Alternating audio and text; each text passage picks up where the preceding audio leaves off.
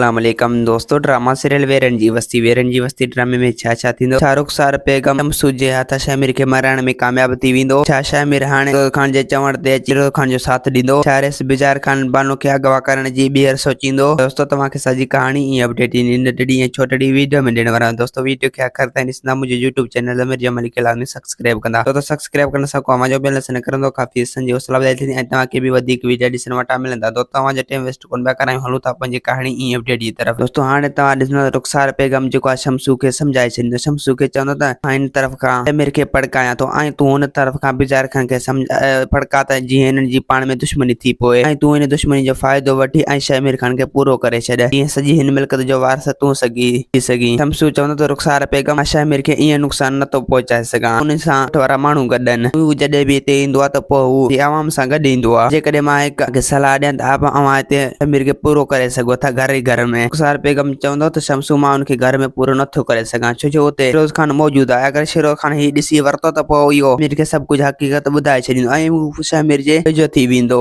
ऐं ॿिए पासे दोस्तों हाणे तव्हां ॾिसंदो शमसू जेको आहे बिजार खान खे चवंदो त तो इहो मौक़े हथनि मां छो विञां ऐं तूं छोकिरी खे वञण छो ॾिनो। तोखे ईअं न करणु घुरिजे हा। तोखे छोकिरी खे ईअं आज़ाद करणु न घुरिजे हा। तोखे छोकिरी सां निकाह करणो हुजे मतिलबु उनखे दिलासा ॾींदो। बिजार खान चवंदो त इहो शामिर जे करे सभु कुझु कयो ऐं मूं शामिर जे करे छोकिरी खे आज़ाद कयो। हाणे मां छोकिरी खे ॿीहर गवाह करे ऐं उन सां शादी करणु पियो चाहियां। मूंखे इन कम में तुंहिंजो साथ खपे। शमसू चवंदो त रस बिजार खान तूं परेशान न थी, मां हर हाल में तोसां गॾु आहियां, मां तुंहिंजो साथ ॾींदो रहंदुसि। ॿिए पासे दोस्तों हाणे तव्हां ॾिसंदो त जॾहिं मल्हार जे अॻियां सभु कुझु हक़ीक़त आमराद करे छॾींदो त पोइ मल्हार जेको आहे घणो परेशान हूंदो। पोइ हू कावड़ में अची वेंदो पंहिंजे पीउ खे चवंदो मां इन दुश्मननि खे हाणे कॾहिं बि ज़िंदा न छॾींदो छो जो उन मुंहिंजे मेहरून सां खे नुक़सान पहुचाइण जी कोशिशि कई। मतिलबु त उनखे मारे छॾियो। उन्हनि जो प्लान हिन दुश्मननि खां ज़रूरु वठंदुसि। दोस्तों उम्मीद है कहाणी आई हूंदी तव्हांखे पसंदि। असांखे ॾींदा हाणे इजाज़त, वरी तव्हां सां मिलंदासीं के नई वीडियो में। जेसीं ताईं पंहिंजो ख्यालु रखंदा। खुदा हाफ़िज़।